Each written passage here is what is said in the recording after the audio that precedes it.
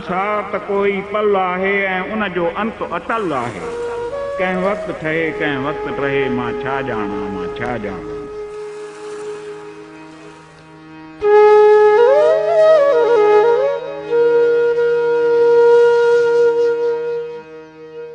हिन घर जी ही वीरानी ऐं उदासी उन वक़्तु शुरू थी जॾहिं हिन जो मकीन पंहिंजो सामान खणी कराची हलियो वियो। घर केतिरो बि सुहिणो ऐं ऊचो हो, पर हू उन खां बि ऊचो हो। हुन जा शेर आसमाननि जी वसतुनि जेॾा आहिनि। संसान नगर वीरान नगर कंहिं वक़्तु हुयो आबाद नगर। संसान नगर वीरान नगर कंहिं वक़्तु हुयो आबाद नगर। थी मुंहिंजा पेर छिकी उन ॾे ऐं मुंहिंजो पंधु पुॼाई थी। हर वक़्तु हवा जूं हीरूं थी, अध राति सुगंधन सीरूं थी। हर वक़्तु हवा जूं हीरूं थी, अध राति सुगंधन सीरूं थी। राबेल फुटाई थी केॾा ऐं हार हज़ारे पाई थी। मां छा आहियां मां छो आहियां, छा मां तुंहिंजो पाछो आहियां। ही जीवन ॼण त करण फुल आहे ऐं बाख उफ़क़ ते को गुल आहे। ही जीवन ॼण त करण फुल आहे ऐं बाख उफ़क़ ते को गुल आहे। हीअं रोज़ नई ख़ुशबूअ वांगुरु छो मुंहुं मां गीत चिकाई थी। तूं सर्द सियारे बाख बियां, तूं मुंहिंजी लोईअ लाख बियां। तूं सर्द सियारे बाख बियां, तूं मुंहिंजी लोईअ लाख बियां। तूं काई सुख जी साख बियां, जाॻाए गीत चवाई थी। छा हेल उहा राबेल हुई जा अॻु बि सुगंधूं ॾींदी हुई। छा हेल उहा राबेल हुई जा अॻु बि सुगंधूं ॾींदी हुई। हिन जीवन जे फुलवाड़ीअ में तूं पाण वरी वरजाई थी। ही ॻाल्हि अज़ल जी ॻाल्हि आहे, ही ॼण त उहा ई माल आहे। ऐं ॾात भरी थी किंगरियूं तूं ॿीहर खूह हलाई थी। मां केरु अला मां केरु आहियां, कंहिंजो त भलाईअ भेर आहियां। आयो त अयाद अवेरो हां, पर पोइ बि साथ निभाई।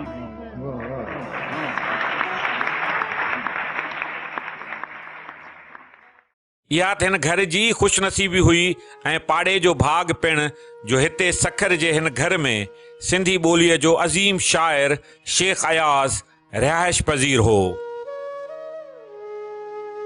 सिंध जे महाकवि शेख अयाज़ जी ज़िंदगीअ जो वॾो वक़्तु सखर में गुज़रियो आहे ऐं इहो वक़्तु सिंधी अदब ऐं सियासत लाइ बि इंतिहाई सवायो रहियो आहे।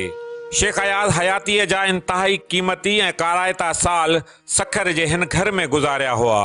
20वीं सदीअ जे 5 ॾहाके खां 9 ॾहाके ताईं 40 सालनि खां मथे वारे अरसे दौरान हू सखर में रहियो।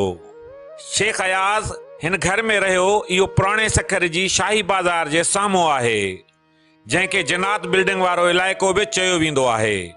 जॾहिं शेख अयाज़ सखर में रहणु शुरू कयो त हुन ही घर ख़रीद कयो। ही घर जेको हुयो हक़ीक़त में इहो शेख साहब हिकिड़ो हिंदुस्तानी हुयो आदिल।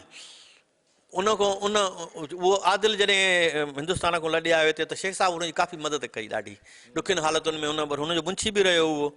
पोइ शेख साहब खे हुन ॾिनो माना 18,000 में घर हुयो।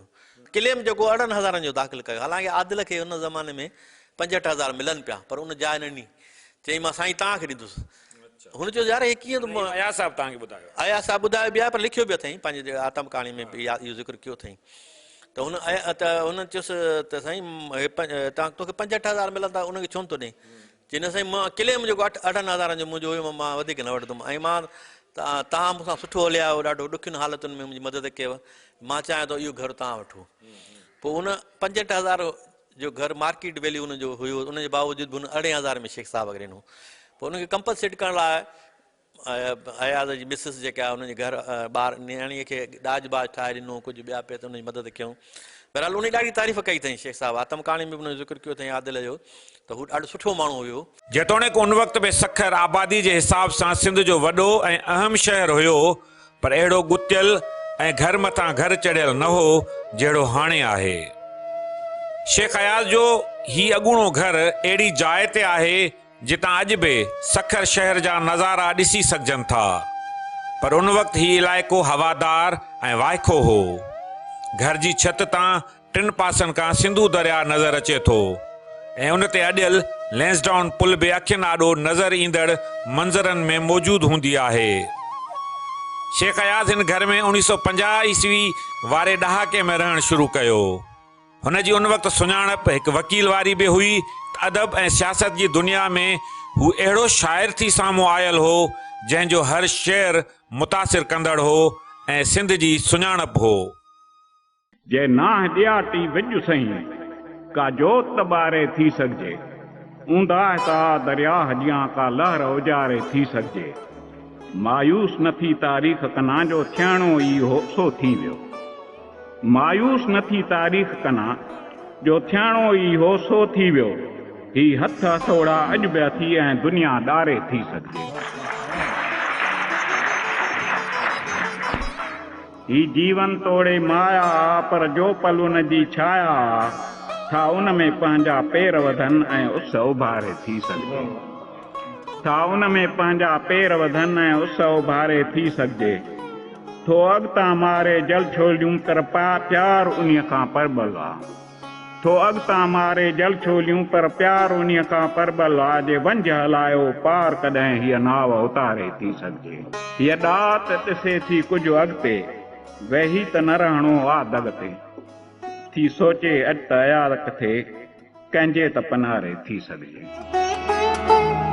शेख अयाज़ सखर में रहण दौरान पंहिंजे हिन घर खे सेप्ते अंदाज़ में कुझु तब्दील करायो हो। घर जे ज़मीनी हिसे ते नंढड़ो पधर आहे ऐं उन जे हेठें हिसे में कमरा बि आहिनि। विच में लाउंज ऐं ड्राइंग रूम आहे जंहिंमें दीवारुनि में काठ जा सुहिणा कबट आहिनि।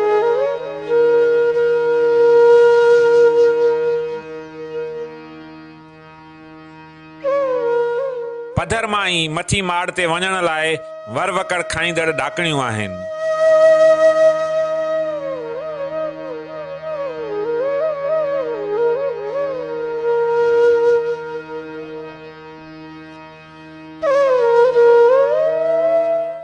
मथी माड़ जे पहिरें हिसे जा दरवाज़ा अॼु बि पंहिंजी सूंह सां मौजूदु आहिनि। कमरनि आॾो नंढड़ी छत आहे। इन्हनि कमरनि में कमु सुहिणो थियल हो पर वॾे वक़्त खां ख़ाली रहण सबबि कमरनि जो ॾेख वीरानी वारो बणिजी वियो आहे।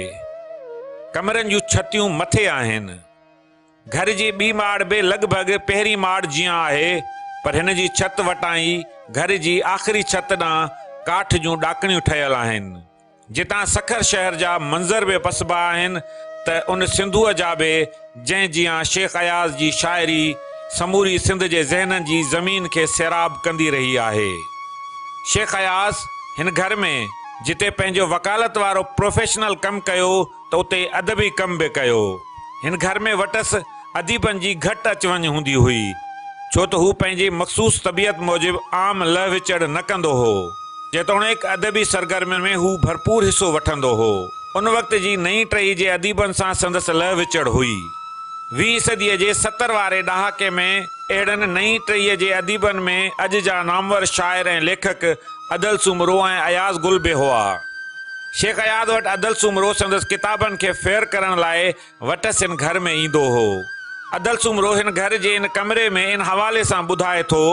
हूअं त कॾहिं कॾहिं अचणु थींदो हुयो। मिसाल को महिमान ईंदो हुयो सुंदरी उत्तम जंदाणी या आनंद छुगाणी त उन्हनि सां बि हिकिड़ी दावत हिते असां हिन ई हाल में असां कईसीं। बाक़ी मुलाक़ातूं ईअं थींदी रहंदियूं वक़्फ़े वक़्फ़े सां पर बाक़ाइदगी सां वरी जॾहिं शेख साहिब सां वेझड़ाई थी ऐं मूं उनखे ऑफर कई त मां अव्हां सां मदद कंदुसि छाकाणि त उन हिकु दफ़े ॻाल्हि कई त माण्हू को आहे कोन जेको मूंसां साकार हिकिड़ो दोस्त हुजे जेका बि तकलीफ़ कंदो न उहो डायरियुनि ते लिखंदो वेंदो पर डायरी खे वरी प्रेस कापी तौरु लिखण लाइ मिसाल उहा डायरी ॾेई नथी सघिजे छाकाणि त ओरिजिनल हुयो त शेख साहिबु घणो करे उहे जेका उहो न ॾींदो हुयो करे ओरिजिनल कमु पोइ उन उहो डायरी चवंदो हाणे हिकिड़ो अहिड़ो दोस्त हुजे जेको हुन डायरियुनि मां वरी प्रेस कापीअ तौरु हुनखे उतारे गॾु वेहे त उन गॾिजी वेही सलाह मशवरे सां पोइ 1986 खां वठी मां शेख साहिब सां हुते अचणु शुरू कयो। 1992 ताईं हा यको पोइ छा हे तॾहिं कीअं कमरो हूंदो?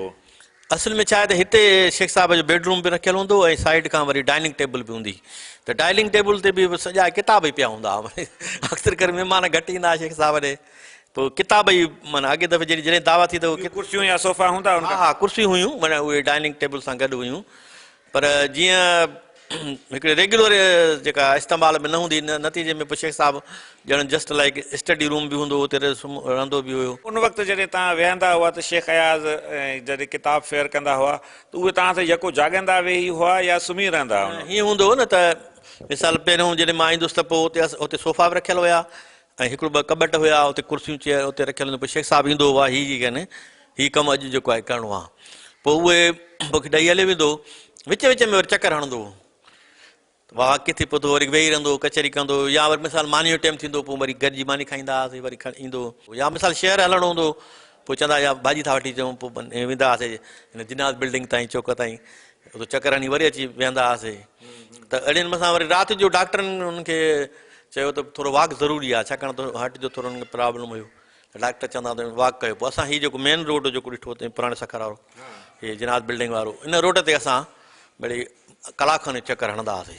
पोइ उन में कचहरियूं बि थींदियूं, माना उहो वरी असांजो कचहरी जो वक़्तु। हिते वरी जीअं कमु हूंदो हो त कम में वरी विच विच में हलियो ईंदो शेख साहिबु, ऐं पोइ किताब वरी उहे छपिजी ईंदा त लाल में पहिरियों मां इहा बि ख़ुशकिस्मती आहे जो शेख साहिब जा जेके ॿिया दोस्त त हिते कोन ईंदा वेझा, जंहिं कापी ॾे, छो त को कॉम्प्लीमेंट्री कापी घटि माण्हुनि खे ॾींदो हुयो, पोइ पहिरीं कापी मूंखे लिखी ॾींदो हुयो, पहिरीं कापी अदर सुम्हरियल आहे। अच्छा, उहे त हिते जेके तव्हां किताब फेयर कया शेख अयाज़ साहिब जा हिन घर में, उहे कहिड़ा कहिड़ा हुआ, कुझु यादि आहिनि? उनमें इहो वाटूं फुलनि छायूं, चंड गलियूं, अलविदाई गीत, कराची जा ॾींहं रातियूं, इहे सभु इलाही काफ़ी ॿिया। कराची जा ॾींहं रातियूं हिते फेयर थियो? हिते ई फेयर थियो आहे। पहिरियों शेख साहिबु सॼो हुन जेको मुहाग आहे न, उन में सिर्फ़ु हिकिड़ो पनो लिखियो हुअईं, उन छड़ो मुंहिंजे बारे में लिखियईं। मां चयो इहो सुठो नथो लॻे, तव्हां छड़ो हिकिड़ो ई पनो रखियो आहे ऐं छड़ो मूं ते लिखियो अथव इहो माना। ऐं महिमाननि में जोयो साहिबु आयो हुयो ऐं सोभो ज्ञानचंदाणी आयो, मूंखे यादि आहे चङी तरह। जोयो साहिबु जॾहिं आयो त पोइ मूंखे ॿुधाईं त जोयो साहिबु ब्लू लाइन में ईंदो, तॾहिं हिकिड़ी नई इहा एयर कंडीशन गाॾी शुरू थी, पोइ चवंदो उनखे खणी अचिणो आहे। उन कॾहिं इहो ख़्वाहिश न कंदो त यार फलाणे खे वठी अचु या को ईअं कोन आहे, पर को पाण मिलणु चाहे त पोइ उहो ईंदो। रसूल मेमण ख़्वाहिश ॾेखारी त साईं सां हली मिलूं, मां मिलणु चाहियां थो, पोइ रसूल मेमण हिते आयो। शेख अयाज़ सिंधी ॿोलीअ जो को ईअं अज़ीम शाइर न हो, हुनजो जेतिरो मुशाहिदो हो ओतिरो संदसि मुतालियो बि हो, ऐं हिन घर में संदसि किताबनि सां कबट भरिया पिया हूंदा हुआ। शेख अयाज़ जे घर में अची किताब फेयर कंदड़ अदल सुमरो पंहिंजूं सारूणियूं ॿुधाईंदे चए थो, हिते कबट हुया किताबनि जा, ऐं हिते बेड बि रखियल हूंदा, महिमान बि ईंदा त उहे रही सघनि हिते, पर घणो इस्तेमालु बि न हूंदा हिते। किताब कॾहिं कॾहिं शेख साहिब को किताब खपंदो त हिन कबटनि मां कढी वेंदो, न त अक्सर हिते हेठि ई हुननि जो घणो। न रुगो अदल सुमरो पर वटसि अयाज़ गुल जा बि भेरा लॻंदा हुआ, ऐं हुन जूं बि साणसि हिन घर तोरे शेख अयाज़ जे सखर में रहाइश दौरान जूं सुठियूं यादगिरियूं आहिनि। अयाज़ साहिब जे घर जेको पहिरियों भेरो मुंहिंजो वञणु थियो उहो 1984 में थियो, ऐं उहो ईअं हुयो त अयाज़ साहिब सां जॾहिं सिंधी संगत जी गॾिजाणी में मुलाक़ात थी पहिरियों भेरो, त उनखे मां उनजे ऑफिस ताईं फता मलिक साहिब जे ऑफिस खां संदसि ऑफिस ताईं छॾणु वियुसि, उन सां कंपनी कंदो वियुसि, ॻाल्हाईंदा वियासीं। त पोइ हुन चयो त बाबा तूं किताब पढ़ंदो कर, ऐं पोइ वरी पाण ई ऑफर कयईं त मूं वटि अचिजांइ आचर ते, आचर ॾींहुं मोकल हूंदी आहे त मां तोखे पंहिंजा किताब ॾींदुसि। पोइ मां उहो किताब वठण लाइ पहिरियों भेरो अयाज़ साहिब जे घर वियुसि। अयाज़ साहिबु ॿाहिरि निकिरी आयो ऐं हिकिड़ो किताबु लिखियलु खयूं आयो, ऐं उहो अची हुन मूंखे ॾिनो त फ़िलहालु हीउ हिकिड़ो किताबु मूंखे मिलियो आहे, तूं किताबु खणी वञे। इहो पहिरियों भेरो हो अयाज़ साहिब जे घर वञण जो।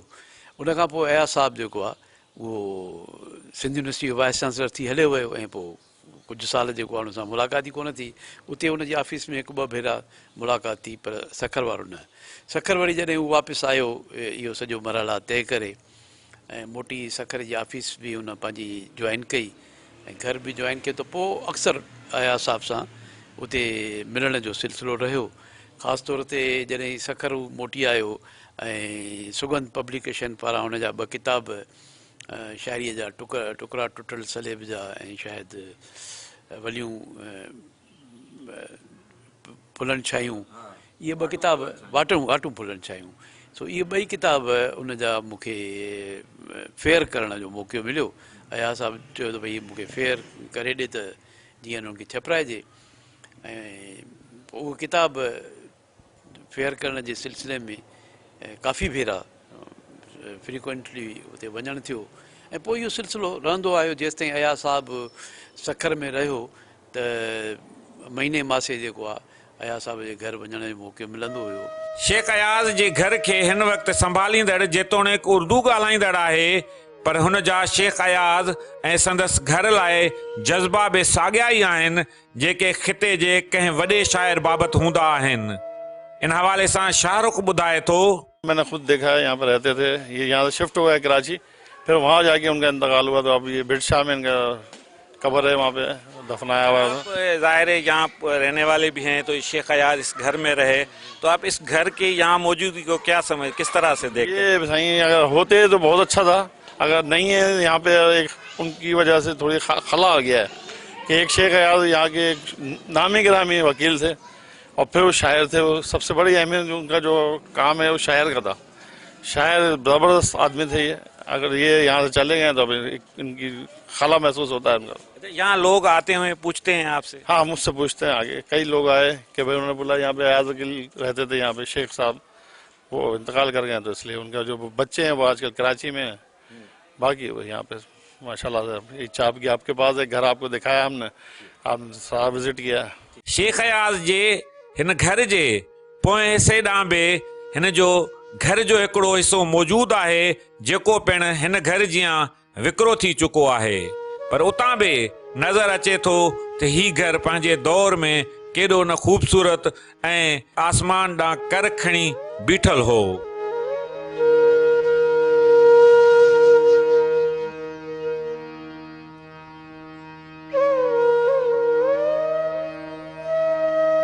वीह सदीअ जा 80-90 वारा ॾहाका सिंध में नस्ली फसादनि जे करे ॾुखोईंदड़ रहिया।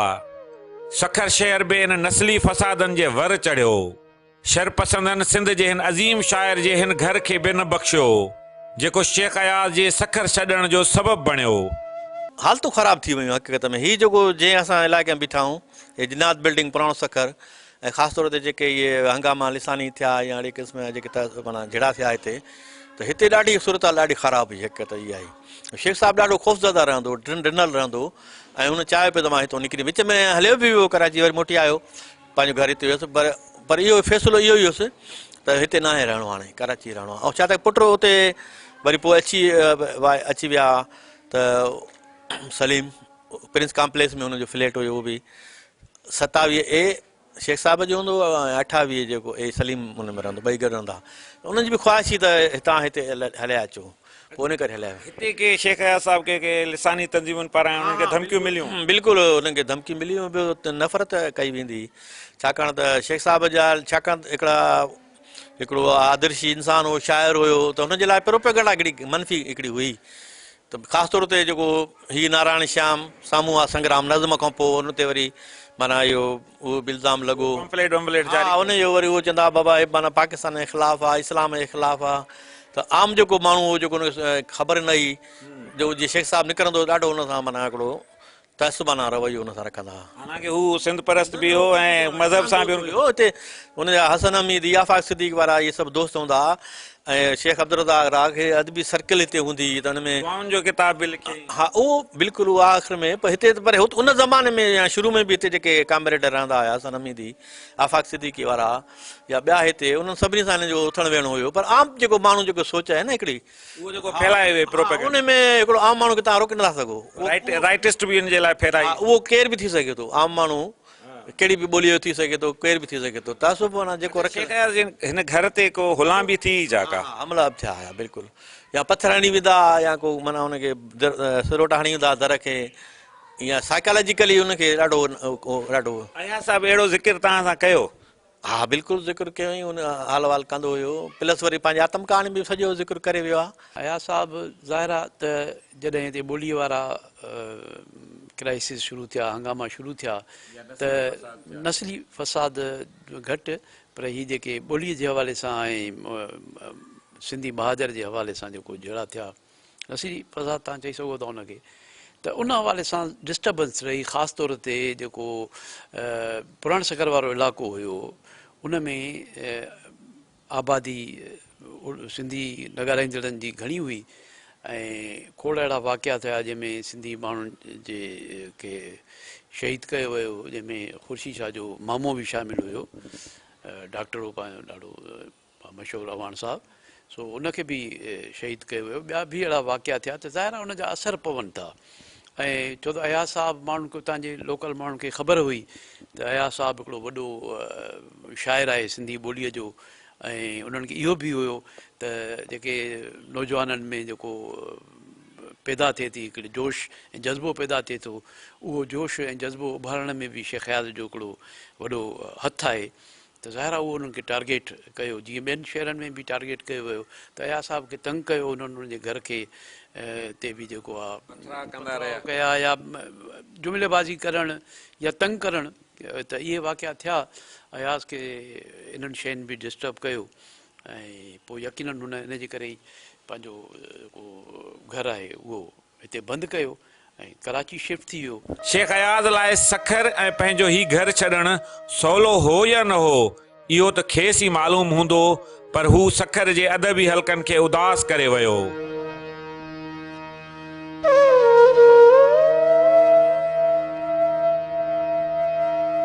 पहिरियां ई हुन ही घर विकिरो कयो ऐं बाद में घर जो सामान किताबनि समेत कराची ॾांहुं मुंतक़िल कयाई। इन समूरी कथा जो अखियुनि ॾिठो शायदि अदल सुमरो बि आहे त अयाज़ गुल बि। अयाज़ साहब हितां शिफ्ट थियो त हुनखे ज़रूरत हुई त दोस्त जेके आहिनि हुनजा मददगार थियनि, हुनजे किताबनि जी सहेड़ में काफ़ी किताब हुन चूंडिया पिए ऐं जेके हुन सम्झा पिए त मुंहिंजे कम जा न आहिनि त उहे हुन उते ई छॾे ॾिना। पंहिंजे जेको बैठक हुई हुनजे ॿाहिरां हुनजी गैलरी ठहियल हुई हिकिड़ी, ऐं उन में वेंदो या ॿ किताब हूंदा त असां हुजत बि कंदा हुआसीं, सो पाण बि हुन जी हूंदी त हुजत बि कंदा हुआसीं त इहो किताब असांखे ॾियो, ॿ कापियूं आहिनि त। ऐं असांखे बि आहे ॼण हिकिड़े क़िस्म जी लालच हूंदी त भई अयाज़ साहब वटि सां गॾु वेहण जो मौक़ो बि मिलंदो ऐं जेकॾहिं को किताब एक्स्ट्रा हूंदो उहो बि असांखे हुन खां मिलंदो। जेको किताब जी शिफ्ट करण वारो उहो त माना महीने ॾेढ खां 2 महीननि खां उहो शुरू हुयो आहिस्ते आहिस्ते रोज़, छाकाणि त उहो हिकिड़ो ड्रिगो प्रोसेस हलियो। 2 महीना असां जेको वेही करे उहे किताबनि में सेट कयासीं, पर उनखां पोइ आख़िर में जॾहिं सॼो सामान हले वियो, वरी कुझु सामान थोरो घणो हिते रहियल हुयो, कुझु माना घर जो जेको ॿियो सामान उहो अलॻि वियो, किताब अलॻि विया, पोइ शेख साहब वरी पोइ रवानो थी वियो। पर बहरहाल कैफ़ियत हुननि जी सामान किताब तव्हां खणाए विया हुआ? किताब छा, शेख साहब खे वरी शेख साहब वरी हिकिड़ो मासूम तबियत जो इंसानु हूंदो, हुनखे ख़ौफ़ हूंदो हुयो त मुंहिंजी विरसो आहे, मुंहिंजी सॼी ज़िंदगीअ जो खणी न हलियो वञे, ट्रक वारो खणी न वञे, भो वठियल हूंदो। मां सम्झाईंदो साईं, माण्हू किताब भला छो खणंदा, ट्रांसपोर्ट कंपनी आहे, लाज़मी आहे रसीद ॾिए थी ज़मानत, चई न बाबू भो मूंखे किताब खणी पोइ तूं छा कंदे, भला मूंखे चवंदो किताब जेकॾहिं मुंहिंजो इहो खणी हलिया वञनि पोइ माना तूं छा कंदे, चई न वेंदे त पोइ मां किताब न मोकिलंदुसि, हिन सां गॾु वञिबो आहे किताब पढ़णु। पोइ मूंखे वरी कराची मां हिन सां किताब खणाई, गॾु हुन सां वियुसि, उनखे मोहबत हूंदी ॾाढी हिकु हिकु किताब सां। शेख अयाज़ जे घर छॾण बाद ही घर कबाड़ जो सामान ख़रीद कंदड़ हिकु शख़्स ख़रीद कयो। होरियां होरियां हिन इलाइक़े जी आबादी बि वधी वई। हिते जूं पुराणियूं ऐं सुहिणियूं इमारतूं नवनि घरनि जे झंग जो हिसो बणिजी वयूं। हिते ई मशहूरु जिनात बिल्डिंग ऐं ॿियूं माड़ियूं हुयूं, जंहिंजो जोभन हाणे बि उन्हनि जे भुरंदड़ भितियुनि मां झातियूं पाए रहियो आहे। शेख अयाज़ हितां लॾे वियो। उन पुॼाणा हिन घर में आयल उदासी ऐं वीरानी ख़तमु नाहे थी, जेका उन जे वक़्त वारी नई टही खां पोइ उन पुॼाणा जेका टही आहे उन ते बि असर अंदाज़ थी आहे। इन हवाले सां हाणोकी टहीअ जे सेबते शाइर ख़ालिद बाभण जा बि शेख अयाज़ जे हिन घर खे छॾण बाबति वीचार हिन रीत आहिनि। हिते पहिरियों दफ़ो जॾहिं मां हिन शेख अयाज़ जो घर ॾिसण जे लाइ आयुसि, असां त उन दौर में न हुयासीं, नई शेख सां कॾहिं मुलाक़ात थी, पर हुनजे अदब शाइरी खां असां मुतासिर थियासीं।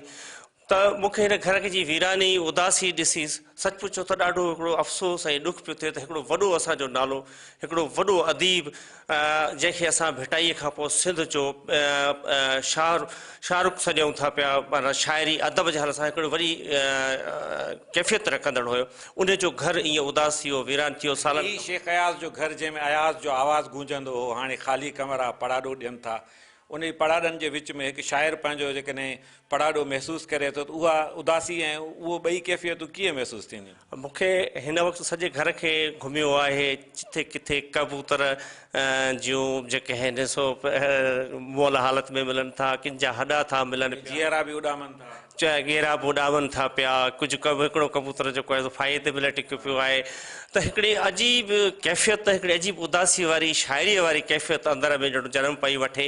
त शेख अयाज़ जॾहिं हिते रहंदो हो त उन दौरान हिन घर जी केॾी अहमियत हूंदी, केॾी रौनक हूंदी, हिन घर खे केॾी अफ़ादियत मिलंदी। हिन जे घर जे छित ते वञो त तव्हांखे जेको आहे बेगारी बंदि, जितां हुन जी कापड़ी किताब जंहिंमें ख़त आहिनि, ख़ासि करे इब्राहिम चोइडा लिखियल आहिनि, उन्हनि में उन सुबुह जे वक़्तु बाखड़े कचे खाईंदड़ ॾाद गाॾियुनि जा चिकाड़ आवाज़ ऐं वरी साईं कचे जा मंज़र हुन जेके हुन में नक्श कया आहिनि, उहो शायदि ई कोई अहिड़ो राइटर अदीब करे सघे थो। असीं त मां चवंदो आहियां त मां शेख अयाज़ न पढ़ां त शायदि मां अदीब बि न हुजां, राइटर बि न हुजां, शाइर बि न हुजां। जेतोणीकि इहे मुतालबा साम्हूं ईंदा रहिया आहिनि त हिन घर खे कंहिं रीति संभालजे जीअं दुनिया जे ॿियनि अज़ीम शाइरनि ऐं अकाबरनि जी जायुनि खे यादगार बणायो वियो आहे।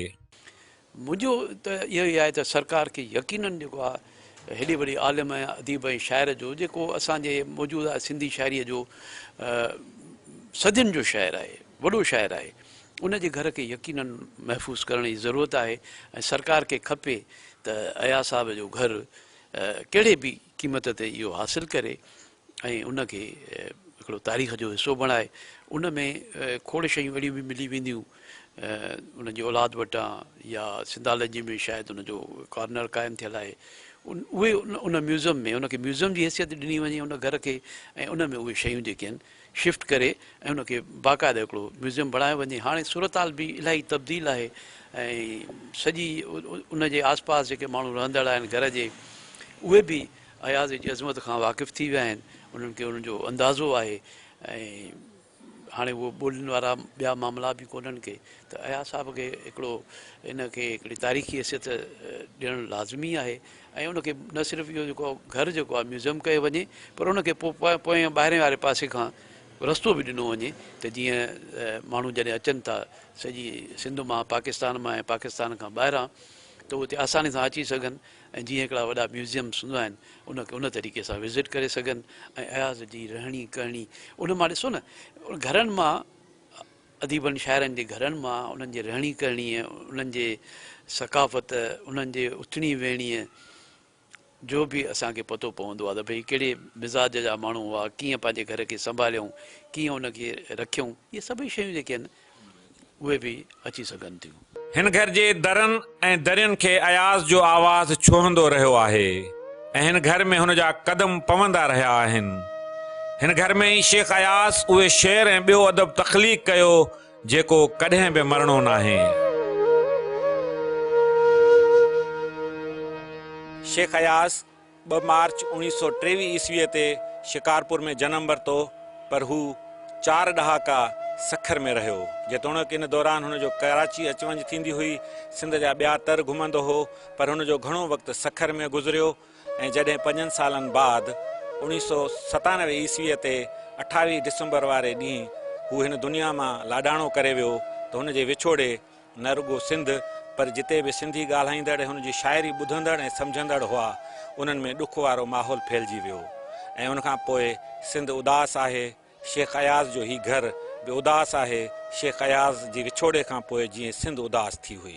कैमरामैन सजाद संजराणी सां गॾु मुमताज़ बुखारी, टाइम न्यूज़, सखर।